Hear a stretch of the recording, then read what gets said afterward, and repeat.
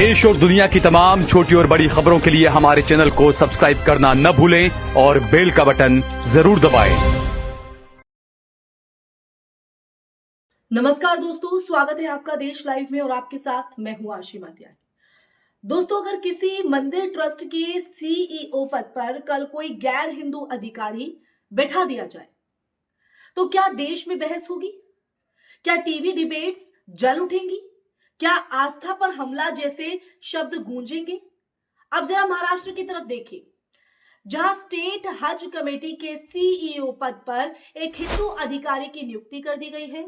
और हैरानी की बात देखिए, हैरानी की बात यह है कि हज कमेटी एक एक्ट कहीं भी ये नहीं कहता है, कहीं भी ये नहीं कहता है कि ऐसा करना जरूरी है।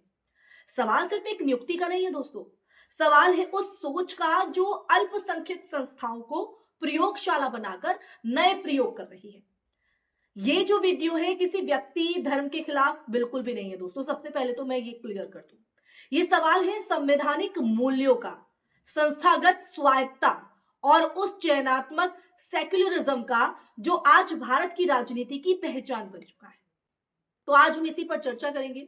चर्चा में आगे बढ़े उससे पहले आप लोगों से अपील, इंसाफ की आवाज को बुलंद करने के लिए और सच्ची पत्रकारिता के लिए हमारा यानी देश लाइव का सहयोग करें। साथ ही डिस्क्रिप्शन में दिए गए लिंक को ओपन कर ज्वाइन बटन दबाकर आप हमसे यानी देश लाइव से सीधा जुड़ सकते हैं दोस्तों।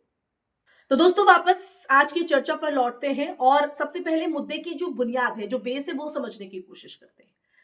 हज कमेटी कोई साधारण सरकारी विभाग नहीं है। सबसे पहले तो आप ये समझिए, ये एक धार्मिक प्रशासनिक संस्था है जिसका सीधा संबंध जो है वो मुस्लिम समुदाय के धार्मिक दायित्व हज यात्रा से जुड़ा हुआ है। इसका काम सिर्फ फाइलें चलाना नहीं है, बल्कि धार्मिक भावनाओं, परंपराओं और अंतरराष्ट्रीय समन्वय को संभालना है।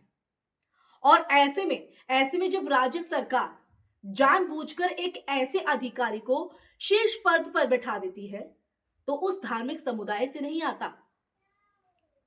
तो सवाल उठना स्वाभाविक है, क्या ये प्रशासनिक मजबूरी थी या राजनीतिक संदेश? ये सवाल उठता है। अगर ये सिर्फ प्रशासनिक योग्यता का मामला है तो फिर यही तर्क हर जगह लागू क्यों नहीं होता? ये सवाल खड़ा होगा। क्या कभी Somnath trust, Vaishno Devi shrine board या राम मंदिर ट्रस्ट में किसी मुस्लिम अधिकारी को शीर्ष पद पर जो है बिठाया गया है या वो पद दिया जाएगा? अगर ऐसा किया गया तो क्या भारतीय जनता पार्टी इसे चुपचाप स्वीकार करेगी?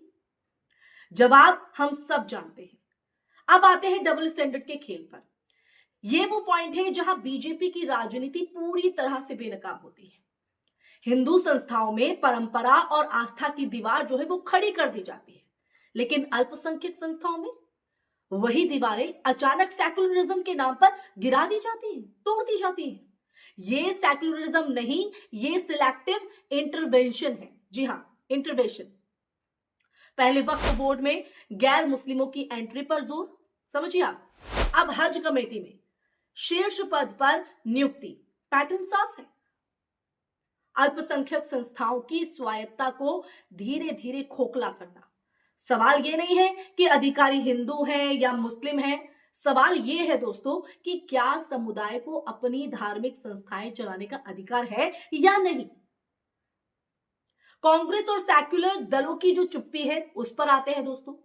इस पूरे मामले में सबसे ज्यादा जो परेशान करने वाली बात है वो है तथाकथित सेक्युलर दलों की खामोशी।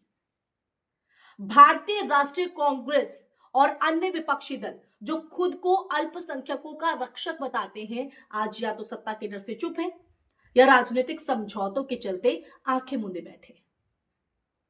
ये चुप्पी बताती है कि समस्या सिर्फ बीजेपी की नहीं बल्कि पूरे राजनीतिक तंत्र की है, जहां अल्पसंख्यक अधिकार एक नेगोशिएबल आइटम बन चुके हैं। अब संविधान और जवाबदेही पर आते हैं। भारतीय संविधान धार्मिक स्वतंत्रता और संस्थागत स्वायत्तता की गारंटी देता है, लेकिन जब सरकारें बिना अनिवार्यता के ऐसे फैसले लेती हैं तो ये खतरनाक मिसाल बन जाती है। आज हज कमेटी, कल कौन? कोई गुरुद्वारा बोर्ड, कोई चर्च काउंसिल। तो दोस्तों, अगर आज नहीं उठे सवाल ना, तो ये सवाल उठाने का हक कल हमारे पास नहीं बचेगा। सबसे पहले तो आपको ये समझना होगा। तो सेक्युलर दलों की हम बात कर रहे हैं, खामोशी क्यों है? कांग्रेस कहां है? अन्य विपक्षी दल जो अल्पसंख्यकों की बात करते हैं, उनके नाम पर वोट बटोरते हैं, अपने आप को रक्षक बताते हैं, उनका वो कहां है? राजनीतिक समझौतों के चलते ये आंखें बंद है, खामोशी है, ये चुप्पी है। और यही चुप्पी कहीं ना कहीं पूरे राजनीतिक तंत्र को सवालों के घेरे में भी खड़ा कर देती है। अल्पसंख्यक अधिकार एक नेगोशिएबल आइटम बन चुके हैं, ये मैं इसलिए ही कह रही हूं। अब जवाबदेही कैसे तय हो? क्योंकि जो सरकार है, सरकार इस तरह से भ्रम फैला देती है, बिना अनिवार्यता के ऐसे फैसले लेती है, तो ये खतरनाक मिसाल बनेगी कि नहीं बनेगी? लोगों के दिमाग पर प्रभाव डालेगी नहीं डालेगी?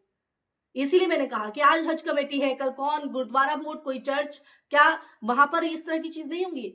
इसलिए दोस्तों हमें आवाज को उठाना होगा, अपने आप को आगे लाना होगा, सवाल पूछना होगा। प्रधानमंत्री नरेंद्र मोदी कहते हैं सबका साथ, सबका विकास, सबका विश्वास। लेकिन भरोसा तब बनता है जब नियम सबके लिए जैसे हो, जब धार्मिक स्वायत्ता को राजनीति की बलि न चढ़ाया जाए। आज सवाल अगर बात करें तो ये नहीं है कि सीईओ कौन है, सवाल ये है कि क्या अल्पसंख्यकों की संस्थाएं भी उतनी ही पवित्र हैं जितनी बहुसंख्यक संस्थाएं? और अगर जवाब हां है तो ये नियुक्ति गलत है, और अगर जवाब नहीं है तो फिर साफ मान लीजिए कि सबका विश्वास, सबका विकास, सबका नाश के तौर पर है, सिर्फ एक नारा है, हकीकत नहीं है, हकीकत से उसका कोई वास्ता नहीं है। तो इसलिए दोस्तों ये डराता है। ये महत्वपूर्ण मुद्दा आपके सामने देश लाइव लेकर आया, पूरा सच आपके सामने रखा है, अब फैसला आपके हाथों में है। इसी के साथ इस चर्चा में फिलहाल के लिए बस इतना ही। ये चर्चा आपको कैसी लगी? जो सच देश लाइव ने इस चर्चा के माध्यम से आपके सामने रखा है, उस पर आपका नजरिया क्या कहता है, उस पर आपके विचार क्या हैं, जरूर साझा कीजिएगा। कमेंट सेक्शन में कमेंट करके जरूर बताइएगा। इस वीडियो को ज्यादा से ज्यादा शेयर कीजिएगा। हमारे चैनल देश लाइव को सब्सक्राइब कीजिएगा और देश लाइव आपकी आवाज को ऐसे ही बुलंद करता रहे, आपकी आवाज आपके हित से जुड़े मुद्दे उठाता रहे। तो ज्यादा से ज्यादा सहयोग देश लाइव का कीजिएगा दोस्तों, आप लोगों से अपील है। इसी के साथ आप लोगों से इजाजत लेना चाहूंगी, फिर हाजिर होंगी ऐसा ही सच का संवाद लेकर। तब तक के लिए अपना ख्याल रखिए। जय हिंद, जय भारत, नमस्कार।